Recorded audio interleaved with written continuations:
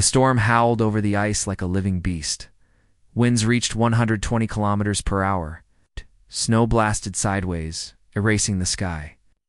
But deep under the frozen wasteland of East Antarctica, inside the Burckhardt Ice Research Station, no one was thinking about the weather. They were thinking about what they had just found. Dr. Lena Voss stood inside the main excavation chamber, staring at something that shouldn't exist. Something buried more than 2 miles under the ice. Something that had teeth longer than her arm. Bones. Enormous, blackened bones. "Are we sure this isn't a hoax?" Commander Redden asked, stepping beside her. His breath formed clouds in the freezing air. Like Lena didn't answer right away. Just looked at the long, curved rib cage, bone warped, almost melted. The remains stretched across the icy cavern, disappearing into the shadows. "Hoaxes don't send out heat signatures," Lena finally said. The commander nodded grimly. "And they definitely don't have wings." A buzz came through the headset. "Dr. Voss," said Riley from the control room above, "we have another problem. The core scanners picked up movement. It's not geological, organic, coming from the chest. Cavity." The room fell silent. "Repeat that," Redden said. "I said the body is. It's not fully dead." 3 days earlier, the station's drill team had broken into a strange pocket under the ice. They expected rock or methane. Instead, they found a hidden tunnel, completely smooth, almost glass-like walls, and heat radiating from below. They descended, and there it was. A skeleton too large for any known species. The skull alone was the size of a bus. Huge eye sockets. Long, sharp jaw. 2 massive folded shapes along the spine wings, or what remained of them. The bones looked ancient. But the strange part was the residue scales, still partially intact, like metal armor. Some shimmered with faint, golden light. It was no dinosaur. It was no known animal. It looked like a dragon now. Lena walked closer to the ribcage, holding a thermal scanner in one hand and a trembling flashlight in the other. The screen pulsed. "Red, still faint movement," she whispered. "Inside the core? Something's alive in there. Maybe microbial, maybe." A creak echoed, then a crack. Ice shattered near the skull. Mist hissed up from a long, open fracture. Redden raised his rifle back. "Everyone get back." The ground trembled. Lena stumbled, falling on her side as the lights flickered. Something moved beneath the skeleton. A shadow slid beneath the ribcage. A shape coiled like a serpent slithered across the frost. Then a voice. Not through the air. Not through ears. But inside her mind. "Child of flame, you have come at last." Lena screamed. She woke up in the med bay. Her forehead was cold, covered in sweat. Redden stood by her, face pale. "You passed out. Said something about a flame. You okay?" "I heard it," Lena said. "I heard it in my head. A voice. Knew me. It knew my name." "That's not possible," Commander said Riley, bursting into the room. "You need to see this. It's awake." They rushed to the chamber. The bones had shifted. The skull had turned, just slightly but enough. One golden eye, once sealed shut for millennia, was now open. It blinked slowly, then it locked on Lena. "I don't understand," she whispered. "What is it?" The voice returned, stronger this time. "I am Ashkal, guardian of the first flame, keeper of your kind. The last of my flight." Redden raised his gun again. "Lena, I don't like this." "Do not fear, metal-clad one." The voice echoed through their minds. "The war is over. I am dying. But Earth must awaken." Lena stepped forward. "What war? What are you talking about?" The skeleton shifted again. Ice rained from above. The massive wings twitched, flinging frost across the chamber. "You are the forgotten children. The last embers of the fire we lit long ago. We fell to protect you. The others may still sleep." Lena's hands trembled. "Others, coordinates." The voice grew weaker. "Find the nest. Before they do." In silence. The golden eye closed. The temperature dropped fast, like the last breath of a dying. World hours passed. The skeleton was still no. More movement. But something had changed in Lena. A word kept repeating in her head, something the dragon had whispered before going silent. We did not create you. Saved you. She found Redden in the radio room, trying to contact higher command. No signal. The storm outside had worsened. Then the power cut out. Lights died. Machines stopped humming. Emergency red lights blinked on. And across every monitor a strange symbol appeared, drowned like an eye, with a line of fire cutting through it. Lena didn't recognize it. But deep inside, something told her what it meant. It was the mark of the nest, 10,000 miles away. In low Earth orbit, a black probe drifted past the moon. It was not human-made. It had no signal, but it was scanning, searching, and as the ice shifted in, Antarctica, and the first dragon stirred. The probe recorded everything and sent a silent message deep into the void. Earth is waking. Phase 1. Failed containment. Prepare the harvest. The translator arrived during a blizzard. Her name was Marin Hale, and she had never believed in myths. Not gods, not ghosts, not dragons. But when she stepped inside Burkhart Station, every scientific rule she knew began to fall apart. She hadn't even taken off her coat when a man rushed up to her. Dr. Hale. Yes, she said, adjusting her snow-crusted hood. I'm Commander Redden. We've got a situation. The subject. It spoke to one of our people, telepathically. Marin raised an eyebrow. And you believe that? Didn't, Redden muttered, until the bones moved. They led her down a narrow tunnel. Ice crackled underfoot. Power had only partially returned. Emergency lights glowed red along the walls. It's like warning beacons. And then she saw it. The chamber, the skeleton. It was massive. The bones looked ancient but preserved, like they had been waiting. The wings were folded, the skull tilted. One golden. I stared lifelessly ahead, still, but not dead. Dr. Lena Voss stood nearby, pale and silent. It's not just a body, she whispered. It thinks. It remembers. Marin looked at her. And you said it spoke to you in my mind. It knew things about me, called me child of flame, gave me coordinates. I think it was warning us. Marin narrowed her eyes. Coordinates to what? Lena shook her head. A place. It called the nest. Later that night, Marin sat alone in the chamber with a recorder. I've studied over 100 alien dialects. From Mars transmissions, lunar signal echoes, even the Kepler radio pulses. But this, she paused, looking up at the giant remains. This is different. She activated a low-frequency tone generator. The lights dimmed. Nothing happened. She tried again. Then the temperature dropped. Her breath fogged in front of her, and a word entered her head. Hale. She froze. The voice was deep, ancient, and layered like it came from under the earth itself. You speak the old tongue. Forgotten, but not lost. Marin swallowed. Who are you? I am Ashkel. I once lit the stars beside your kind. Now I am the last. The flame fades. Why now? She asked, why speak to us now? Because the silence ends. You're coming again. The next day, Marin decoded part of the message left in her head. It wasn't just random images. It was a language of fire. It's based on light, emotion, and memory. Not spoken, not written, felt, and she could understand it. It was like it had been hidden. Inside her brain, all her life. Waiting to be unlocked, she showed the team a memory the creature gave her. It wasn't a dream. It was a war in space. Huge, dragon-like creatures flew alongside ships that looked human but older, sleeker, wrapped in silver and gold. They fought against a shadow that looked like black smoke, but it consumed entire planets. One by one, the defenders fell in two. Earth was the last world untouched. Marin gasped. They hid us. The dragons hid humanity, protected us, and then they vanished. Lena stepped forward, so we weren't created by them, but we were saved. Yes, Marin whispered.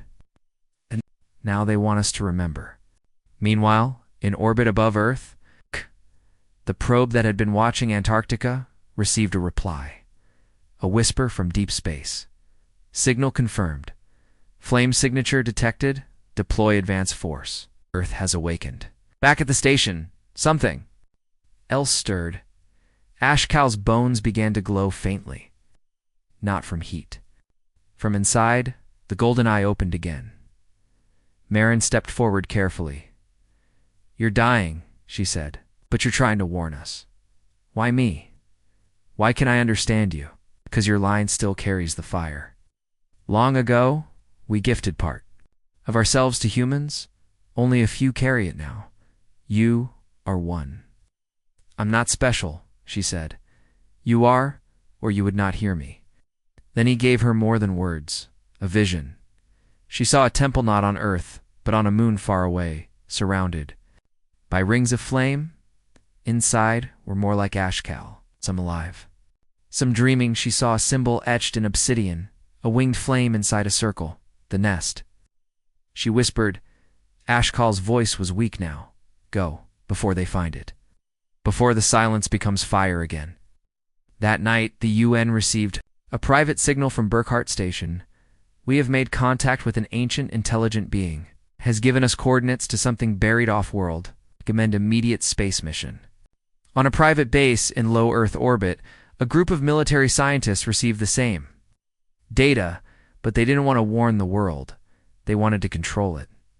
"This creature gave us its location," said General Orencross, reading the file. "We're not sending scientists.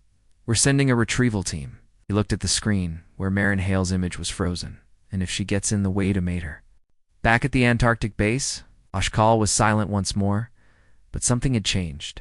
The bones were no longer cold. They were warm, and as Marin touched the creature's clawed hand, her skin glowed with faint light for just a moment. A mark had appeared, the same winged flame she saw in the vision, branded into her palm. The ship moved through darkness. No stars, no signals. Just silence. On a sea, Artemis wasn't a warship, but it had weapons. For stealth drones, 2 railguns, and 1 human payload it could not afford to lose. Dr. Marin Hale. She sat alone, strapped into the crew cabin. Around her were soldiers in black armor, silent, cold, unreadable. Not scientists, not friends, guardians or jailers. One of them, a sharp-eyed man named Captain Valere, leaned in. "Don't try anything smart, Doctor. Our orders are to bring you and the coordinates back. No detours, no private research." Marin didn't answer. The mark on her palm, Ashkal's flame still glowed faintly, even though she kept it wrapped in bandages. It pulsed softly whenever she closed her eyes. She hadn't told them everything, especially not about the vault.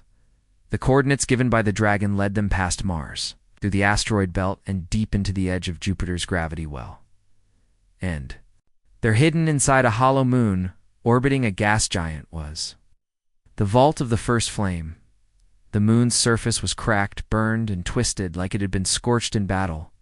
The entrance was a perfect circle, sealed behind black stone. No lights, no life. And yet when Artemis got close, the vault opened on its own, like it had been waiting. The ship landed in silence. No resistance, no defenses. Marin stepped out first. As her boots touched the black stone of the vault floor, the mark on her hand flared to life. The door behind them sealed shut. "Was that you?" Valere snapped. Marin shook her head. It responded to the mark. Ashkal said this place was sealed. By his kind. They entered the vault with lights drawn. What they saw inside stopped everyone cold. Statues, dozens of them, lined the walls, each one shaped like a different dragon. Huge wings. Ancient armor. Crystals embedded in their chests. And at the far end of the room, single throne made of bone and fire, on it sat a figure, not fully alive, not fully dead. It opened its eyes, the soldiers raised their weapons. The figure didn't move. Its body was a mix of ancient metal and living tissue, scaled skin wrapped around glowing veins. Half of its face was covered in a mask. The other half showed a dragon-like snout, now cracked and weathered. It spoke not aloud, but into their minds. "Who speaks with the flame?" Marin stepped forward. "I do. My name is Marin Hale. Ashcal sent me. He said I would find answers here. The being slowly stood.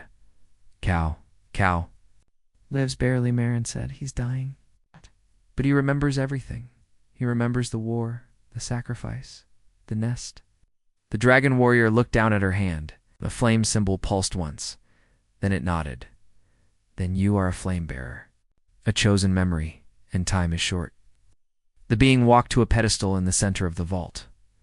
With a wave of its claw, the floor lit up, revealing a massive map stars. Systems, timelines.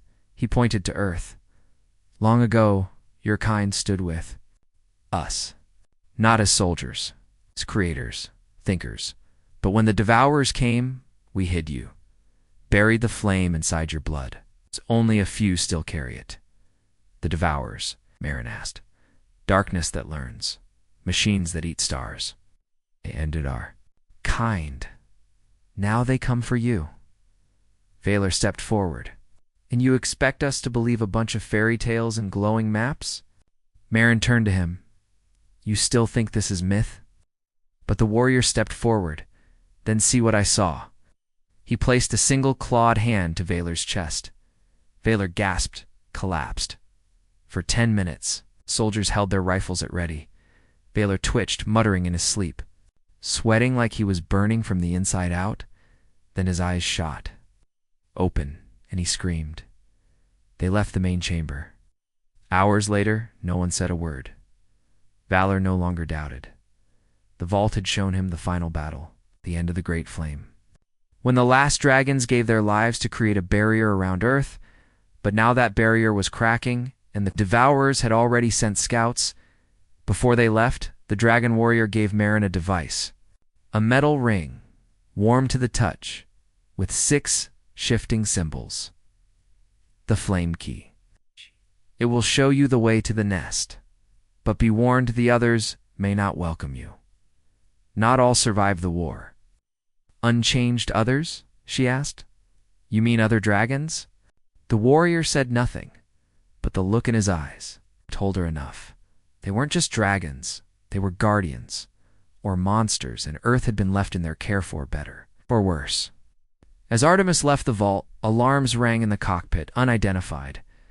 Object approaching, pilot called out. Something small, fast, and not from Earth. The black probe had found them, and it brought company. Dozens of objects blinked onto radar. No heat. No comms, just black, smooth shapes like obsidian blades moving. In formation. The devourers had found the vault, and now they were coming for Earth. The waves above were calm. But deep beneath the Pacific Ocean, something ancient began to stir, buried under miles of rock and pressure. A second vault older than the one on Jupiter's moon sensed the reawakening of the flame, and it remembered. In Geneva, Earth's top leaders gathered in a locked underground chamber. The hologram of Dr. Marin Hale floated in the center. Her voice was calm, but firm. We found the vault. The message is clear. Earth was protected for a reason. The dragons didn't die off. They went to sleep because they feared something worse than extinction. Around the room, generals and scientists whispered nervously. General Cross, face unreadable, leaned forward. You expect us to believe a story about creatures from myth? Warning us of a ghost army in space? They're not myths, Marin replied. One of them spoke to me, Ashcal. He showed me visions of what's coming. We saw the probes. The enemy is real. A woman from the Chinese delegation raised her hand. Then what do you propose? That we go digging for more dragons? Marin's eyes darkened. No, I'm saying we don't have to dig. Because they're already waking up. Thousands of miles away. A research submarine named Cerulean deep drifted silently over a deep trench in the Pacific. Inside, sonar technician Daniel Miroff leaned closer to his monitor. Something strange was rising from the trench floor slowly, but with purpose. A shape. A pattern. Not metal. Not stone. Captain, he said, uncertain. There's something moving. Big. I think it's alive. Before the captain could respond. Do water pressure sensors overloaded? and then the creature breached the surface of the trench. It wasn't like Ashcal. It was larger, darker, covered in volcanic armor. With magma flowing through the cracks, the beast's eyes glowed like molten gold. Its wings were torn, its claws jagged like broken swords. It had not slept peacefully. It had burned in silence. And now it was angry. Back at Burkhart Station in Antarctica, Ashkal stirred. His voice now weaker entered Marin's mind. The second has risen. Karath. He was once our brother. Now he is flame without memory. Marin gripped the edge of the console. What do you mean? He burned too long. His mind twisted. He remembers only war, pain, fire. If he sees Earth, he will not recognize it. He will destroy it. Outside, alarms started to ring. A new signal had been detected near the Pacific Rim. The governments of the world scrambled. Satellite footage showed a strange storm forming above the trench. Lightning, red clouds, boiling water. Karath had not just woken, he had begun to reshape the environment around him. A U.S. naval fleet moved to intercept. But as they approached, systems failed. Ships powered down. Metal warped. Karath roared beneath the waves. A shock wave of heat pulsed across the sea, and every dragon bone hidden beneath. Earth's crust glowed in response. Marin knew time was running out. She activated the flame key. The symbols shifted rapidly until one stopped. A new location appeared, Iceland, a dormant volcano. But something beneath it was calling. I need a transport, she told Commander Redden. Now. In orbit, the Artemis detected another problem. The black alien probes were no longer just watching. They were broadcasting pulses of data, patterns someone or something was answering from beyond the solar system. The Devourers had sent a signal, and the signal had been received, back on Earth. Marin landed near the Icelandic site. A team of geologists and engineers followed her down into an old lava tunnel. They didn't know what to expect, but at the bottom, buried in black glass, was a sealed chamber. When Marin touched the stone, it melted into flame. Inside was not a dragon. It was a temple. Circular, empty, silent, except for a single, suspended crystal floating in the center of the room. And when Marin touched it, she saw everything. Visions crashed into her mind. The dragons once lived not on Earth, but with humanity. In space, a golden age, cities orbiting stars, shared knowledge, shared defense. But then came the Devourers, the betrayal, one faction. Of dragons had tried to join the darkness. To control it, they failed. But not all of them died. Some, like Karath, had survived, damaged, changed, and now. One such dragon was on Earth. Back on the Pacific, Karath rose above the ocean. Wings of molten fire spread wide. He saw aircraft coming, weapons pointed at him. He roared, once and the sky shattered. Jets spun out of control, missiles melted midair. Karath wasn't defending himself. He was purging, because in his twisted memory, Earth was no longer sacred. It was the enemy. Inside the temple, Marin fell to her knees. The visions faded. Her hand pulsed with heat and the flame key shifted again. Another vault, another guardian, maybe the last. She whispered, we need to wake them. All of them. Deep inside her, a part of the flame began to flicker, and it wasn't just memory anymore. It was power.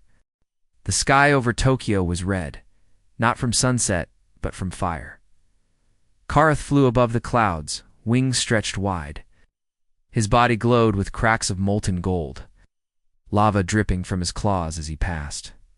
Everything beneath him, aircraft, satellites, missiles melted. The humans called him a monster. But in his mind he was cleansing the world. He had forgotten Earth, forgotten the peace, forgotten the alliance. What he remembered was war. Betrayal, pain, to Karath. Every structure was a weapon, every ship a threat, and every city a battlefield. On the ground, the Japanese defense forces had evacuated half the city before the sky broke open. Then came the black rain ash, molten metal, and fragments of strange obsidian probes. They weren't from CA single quotes. They were watching. Him, studying, feeding the devourers, thousands of miles away. Dr. Marin Hale stood before a third vault, this one buried deep in a canyon near Chile. The air was thin, the mountain silent, but the flame key pulsed like a heartbeat. With her team waiting outside, Marin walked alone toward a glowing doorway. Inside, she found a strange room. Unlike the other vaults, this one was cold, icy blue, clean, empty, and then, from the shadows, a voice spoke. "You should not have come here." A shape emerged, tall and thin, with silver scales and narrow wings folded neatly along its back. Its eyes were calm, and its voice like Ashkal or Karathwas, controlled. Almost human. "I am Therion," the being said. "Toucher of memory. Keeper of the third flame." Marin stepped forward. "Earth is under attack. A dragon named Karath has awakened. He's not stable. He's destroying everything." Therion narrowed his eyes. "I warned them this would happen." The others believed in hope. "But I remember what we lost." Marin held out the flame key. It shimmered. A glow spread from the device. To Therion's eyes, as if unlocking something buried deep inside him. "I know who you are now," he whispered. "You carry Ashkal's mark. That means you saw the truth. The real war." "Yes," she said. "And I saw the probes. They're not just watching us. They're calling something here." Therion turned toward a round opening behind him. And, for the first time, Marin saw it. A star map, drawn in fire. It showed Earth at the center. But the map wasn't about location. It was time. She saw past invasions, past fires, and then a symbol pulsing brighter than the rest. Marin's voice trembled. "He's the key to everything, isn't he?" Therion nodded. "Yes. Karath is not only forgotten, he's used. Used by who? By the Devourers," Therion said. "They turned him into a beacon, a living signal. As long as he burns, they know exactly where to come." Meanwhile, in orbit above Earth, the UNSC Artemis watched helplessly. Karath's energy was visible even from space, his presence distorting weather, communications, and gravity. Commander Redden stared at the data. "It's not just heat. He's disrupting time near the upper atmosphere." Another officer turned pale. "Ma'am, we're detecting dark matter interference. Same signature found at the outer edge of the solar system." Redden's voice dropped, and the Devourers are coming. Back in Chile, Marin's communicator buzzed. It was a secure link from Geneva. General Cross's face appeared. "Battered and tired. We've lost Tokyo. Half of it's underwater now. Why Karath isn't slowing down." Marin said quickly, "We can't kill him. He's the only one emitting the signal. If we destroy him, we lose the trail to the Devourers. But if we reach him, maybe we stop the invasion." Cross hesitated. "You think we can talk to that thing?" "No. But I think Therion can." Therion heard every word. He closed his eyes. A faint glow spread from his chest, slower, colder than Ashkal's flame, but more focused. "I will try." Karath doesn't remember who he is. To him, I am already dead. Marin asked, "Then what if he sees your memory, like Ashkal showed me?" Therion looked at her. "You would offer that memory? If it saves Earth, yes?" They boarded a stealth dropship and headed into the Pacific. Storm? Karath's heat made it nearly impossible to approach. Even the air burned. But as they neared, Therion opened his wings, sending a shock of icy blue flame around the ship. The heat pulled back. Karath turned in midair. He saw Thirion, and he roared. Their reunion was not gentle. Karath dove like a comet, claws forward, teeth flashing. Therion didn't fight. He let the impact knock him into the sea. Steam shot up miles. Into the sky, Marin gripped the console. He's trying to bring him back. He's using the old bond. From below, the ocean boiled. Two shadows moved, one furious, one calm. And then from the depths, a new sound rang out. Not a roar. A pulse. Karath froze in mid-dash air. His wings stopped. Moving, Therion had placed one claw over Karoth's heart, and for a brief second, Karoth remembered. Not war, not death. Freedom. Stars, he saw Earth not as a target but as a cradle. A place they once called home. He fell to his knees, mid-air, wings cracking like broken sails, and just as the Devourer's signal reached its loudest peak, it stopped. The alien probes blinked out. One by one, silent, disconnected, the enemy had lost their signal, but the sky still burned. Karoth collapsed into the Pacific, steam rising for hours. His body wasn't dead, but it was. Quiet, Marin, shaken, turned to Therion. "Did we stop them?" Therion looked up, double quotes. "No. We delayed them, but they now know Earth is awake. The flame has returned. They will not stop." Marin held the flame key tight. "So what do we do next?" Therion stepped forward, eyes glowing. "We wake the last." The earth groaned, not from earthquakes, but from memory. Beneath the crust, deeper than any drill had reached, the nest of memory stirred for the first time in 100,000 years. Darkness shifted, stone cracked, and something breath slow. An ancient, not alive, not dead, but waiting. On the surface, Dr. Marin Hale stood on a frozen plateau in northern Greenland. The wind howled. Her suit read -60°C, but in her hand, the flame key glowed warm. She had followed the signal here, guided by Thirion. This was where it all began, where the dragons fell asleep, and where one had now awakened too early.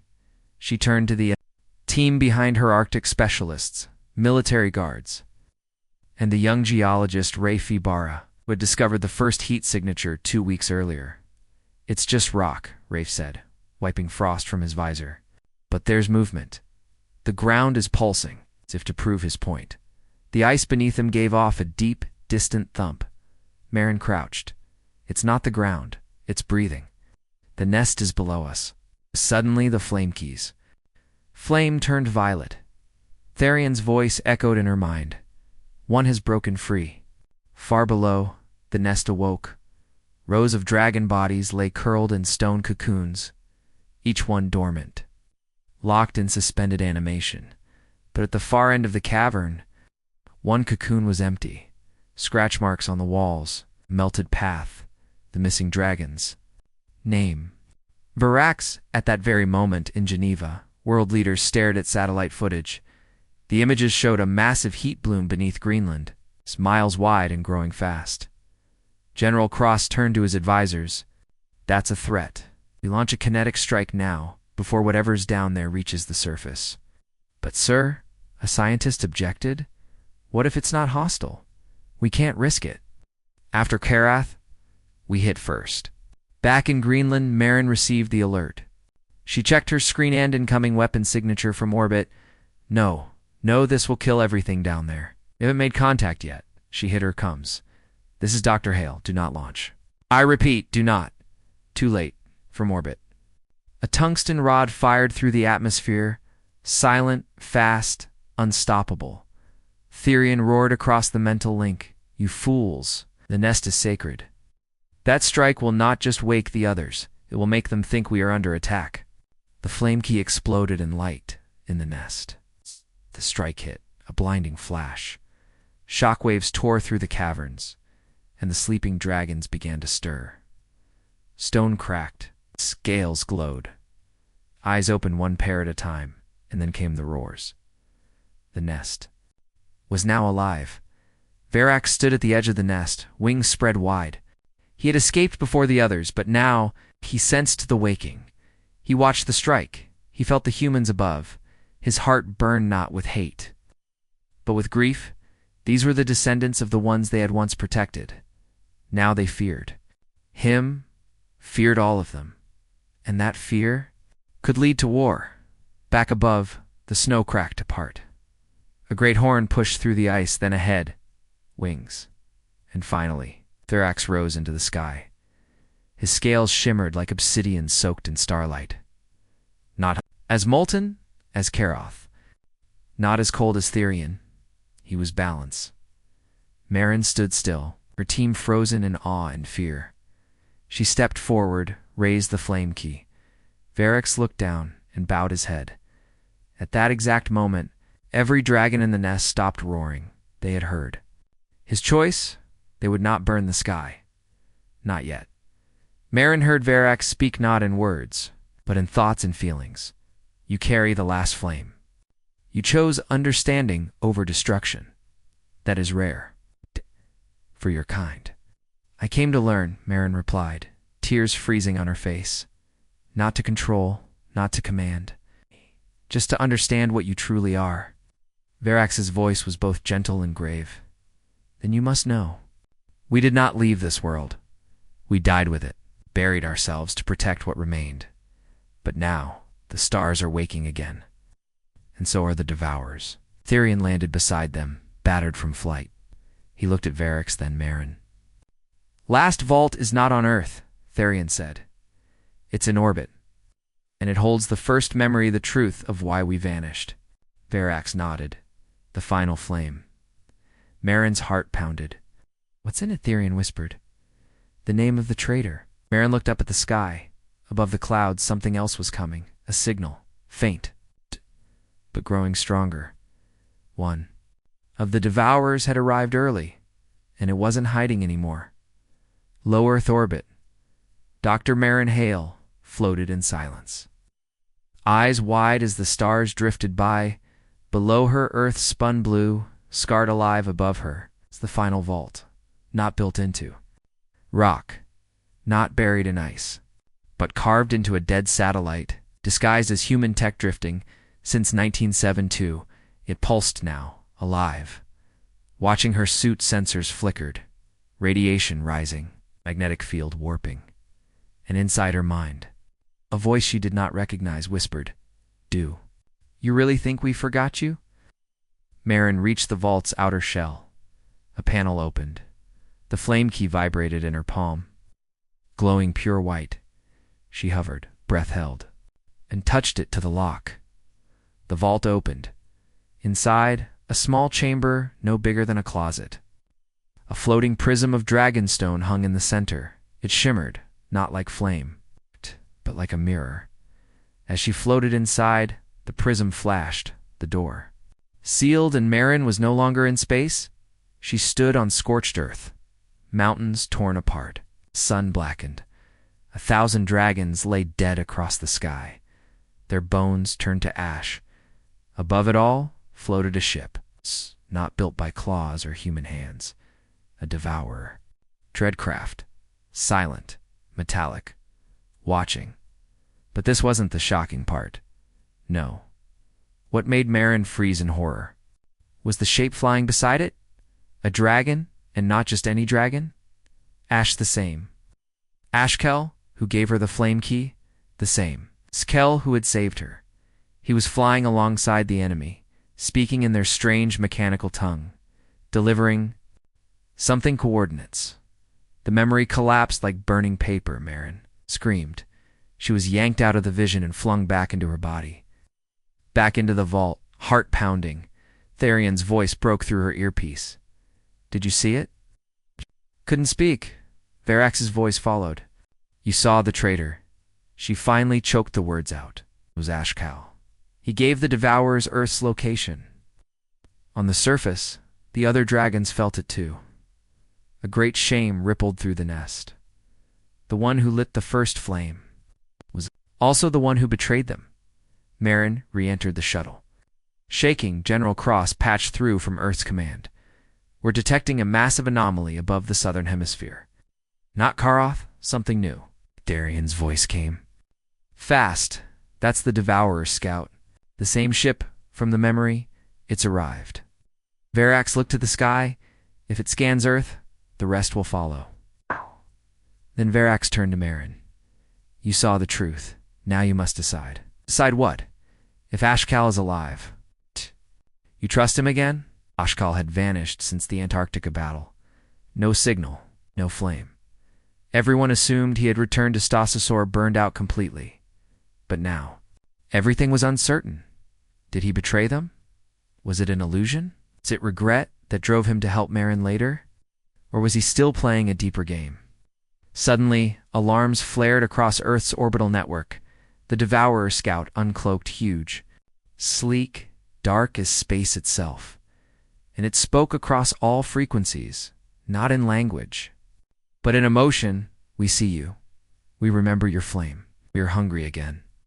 A beam shot from its underbelly. It wasn't a weapon dash yet. It was scanning. Verax snapped to action. Ready the dragons. Wake all who still sleep. We rise. Voice cracked.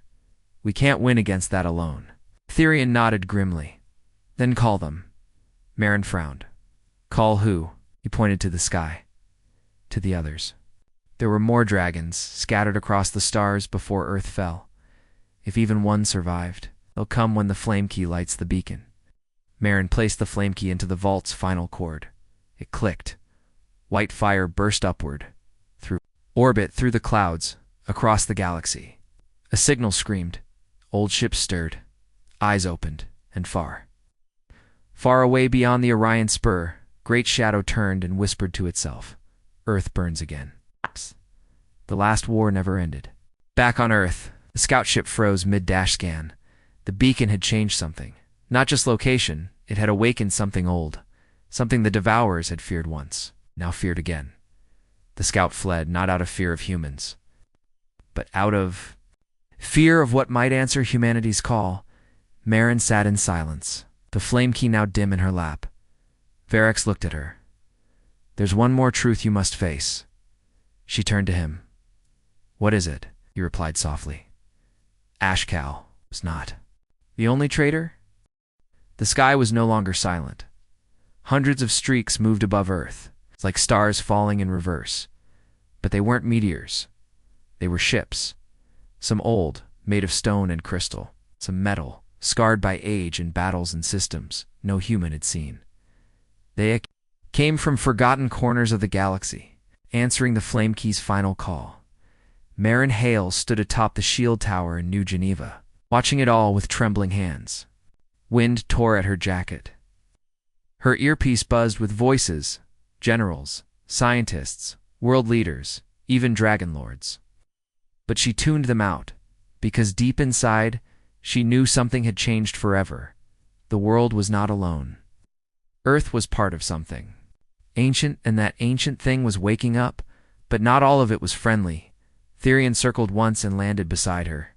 He folded his wings carefully, his great black eyes fixed on the sky. You lit the flame.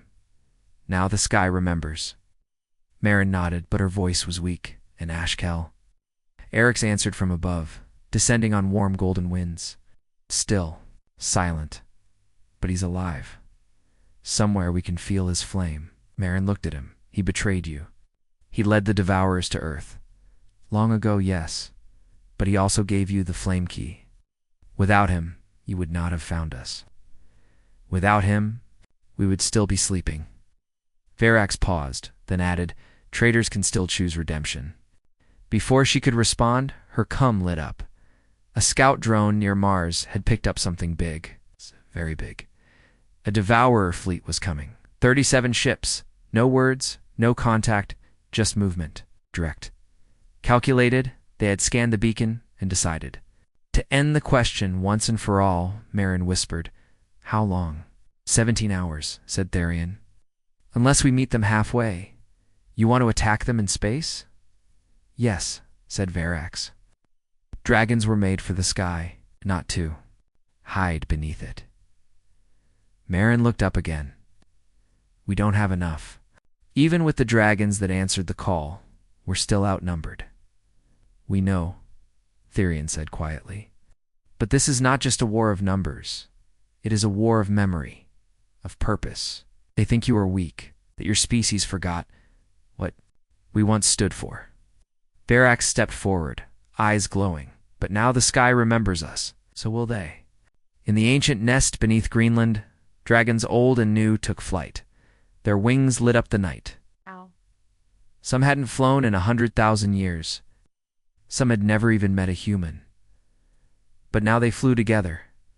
The largest among them was called Mirana, thunder-winged female with glowing blue veins and a roar that cracked glaciers. She spoke only once, as she passed over New Geneva. For flame and flesh, we rise again. Marin boarded the shuttle that would take her to orbit. Inside, she sat quietly, fingers wrapped around the dimmed flame key. It no longer burned hot. It pulsed softly, waiting. She looked at the stars and whispered, "Please, if you're still out there, help us." No answer came. Not right away. Above Earth, near the moon, the dragons formed up. Therion led the left wing, Mirren the right. Verax was at the center. Human strike ships joined them. Smaller, weaker, but determined, brave. The fleet waited in silence. Then the Devourers arrived. They did not slow down. They didn't speak. They came in perfect formation, long, sharp ships that looked like knives forged from black glass. No fire. No engines. They moved like thought fast and straight, and as they neared, the lead ship opened. From inside, something massive slithered forward. Not a machine, not a dragon, something else that had scales. But not like Therion's or Verax's. These were gray and cracked. Wrong, it had wings. But they twitched like broken things. And eyes. Eyes that glowed with void. Hollow eyes. Eyes that remembered fire but hated it. Marin stared at the feed. Therion's voice rang through all. "Frequencies, that is no dragon." "That is what they made from one?" Verax growled. They twisted him. "It's not Ashkal," Marin said quietly. But it was once like him. Then it spoke. "Across all minds, you light the flame. Can you open the nest? You awaken. Memory. We ended you once. We will do so again. No more trials. No more tests. We are hunger. You are delay." And then the Devourers charged. The battle above Earth began. Dragons breathed flame. Ships fired kinetic rods, lasers, missiles. The sky turned into a battlefield of old and new. Therion dove through a hail of spikes and split. A Devourer craft in two. Mirren clashed with a black serpent drone, ripping it apart with her jaws. But the creature made from twisted dragon bones, the false one. It moved faster than anything else. It tore through 3 dragons in seconds. Shattered a human battlecruiser with its tail. And then it saw the shuttle. Marin's shuttle. It lunged. She screamed. The shuttle shook violently. A dragon moved to block Verax's butt, was slammed aside. The false dragon reached for her. And then stopped. The sky turned white. A flame lit the stars. Not from a ship. Not from the flame key. From another dragon.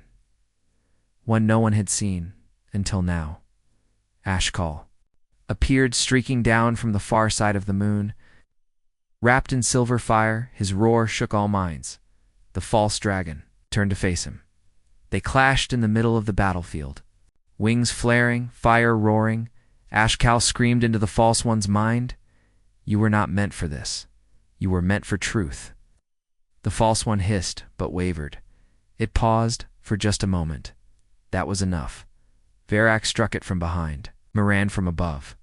Therion from below. Together, they destroyed it. The body exploded in silence. Ashkal fell. Wings burning, Marin's shuttle raced to catch him. She opened the hatch and pulled him inside. His eyes were dim. "I saw it," she whispered. "Why?" "Saw what you did? You gave the Devourers Earth's coordinates. You betrayed them." Ashkal nodded weakly. "I did, long ago. I believed the war could end without death. I gave them our world, in exchange for peace. I thought they would honor it," he coughed. "They lied. They always lie." Marin stared at him. "Why come back? 'Cause you lit the flame anyway. Because you chose to understand, not to fear." His voice faded. "But now you must choose the next bearer." He handed her the last shard of dragonstone. It pulsed. "You are the bridge now, between fire and flesh." And then Ashkal was still. Outside, the Devourers retreated. Not defeated, but pushed back. Wounded, they would return. But now, so would Earth. The sky had remembered, and it would not forget again. Dragons circled above the planet, ships began, forming alliances, new coalitions, human and dragon alike. Earth was no longer just a blue marble lost in space. It was a flame, a spark, a world with guardians and Marin. Holding the flame key in her hand, stood at the edge of dawn and whispered the new truth: we were never alone. The galaxy knew it too.